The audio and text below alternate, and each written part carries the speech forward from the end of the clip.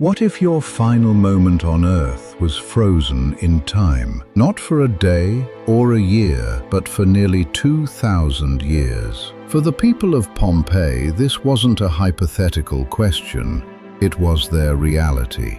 These aren't statues, they are haunting echoes of real people captured in their last seconds of life by one of history's most infamous natural disasters. But to understand how their world ended, we first have to understand how they lived. Because on the day before the eruption, Pompeii was not a city of ghosts. It was a city teeming with life.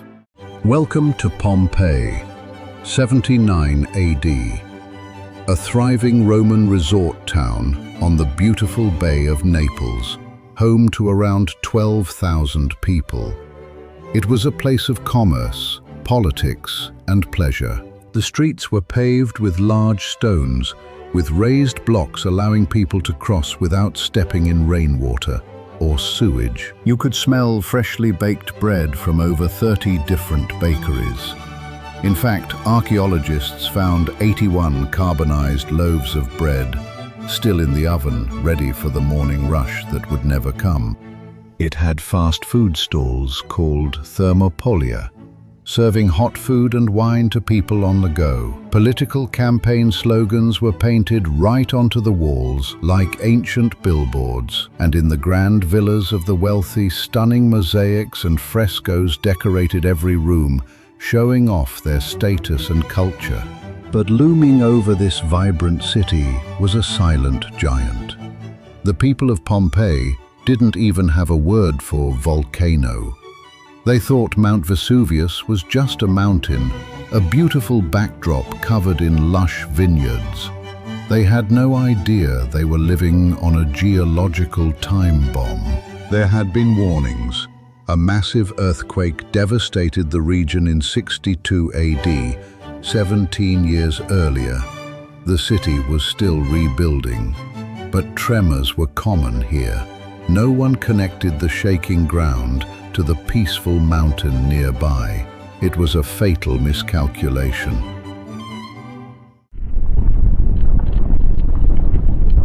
The morning of the eruption began like any other. The date was long thought to be August 24th, but recent archaeological evidence, like pomegranates and warmer clothing found with the victims, suggests it was more likely a cool autumn day in October. Around 1 p.m., the nightmare began. With a deafening crack, the peak of Vesuvius exploded, blasting a column of gas, ash, and pulverized rock 13 miles or 21 kilometers into the stratosphere. The only eyewitness account we have comes from Pliny the Younger, who watched from a safe distance across the bay. He described the cloud as looking like an enormous Mediterranean pine tree, a vast trunk rising high into the sky before spreading out into branches. For the next several hours, it didn't rain fire, it rained pumice. Millions of tons of lightweight porous stone began falling on Pompeii. The stones were small at first, but grew to the size of fists. The sky turned black, plunging the city into a terrifying, artificial night. This was the moment of choice. The port was still open, escape was possible. Many fled, but many others made a fatal decision. They chose to hunker down in their homes, believing they could wait out the storm. They barricaded doors and hid in cellars, thinking the stone walls would protect them. They were wrong. As night fell, the eruption entered its deadliest phase. The massive column of ash in the sky, no longer able to support its own weight, collapsed. It created something called a pyroclastic surge. A pyroclastic surge is like pointing a high-powered leaf blower at a pile of dry dust. The resulting cloud is turbulent, expands in all directions, moves incredibly fast, and gets into every nook and cranny. It's the hot, gassy, and more mobile part of the eruption that often precedes or accompanies the denser flow. This was not smoke. It was an avalanche of death, a wave of superheated gas and ash moving at hurricane speeds. The first surge didn't hit Pompeii, it annihilated the nearby town of Herculaneum. The people hiding in the stone boathouses by the shore, hoping to be rescued by sea, were killed instantly. The heat was so intense, over 500 degrees Celsius, or 930 degrees Fahrenheit, that their flesh vaporized and their brains boiled and turned to glass. This is a process called vitrification, a shocking discovery made by scientists just recently. Then, in the early hours of the morning, the surges reached Pompeii. A wave of toxic gas and scorching ash swept through the streets. For those still alive, this was the end. The heat was so extreme it caused instant death. The thermal shock caused their muscles to contract violently, freezing them in the contorted positions they were found in centuries later. It wasn't the ash that suffocated them. The heat killed them long before they could run out of air. Within minutes, anyone left in Pompeii was dead. The city fell silent, buried under 6 meters or 20 feet of ash and rocks.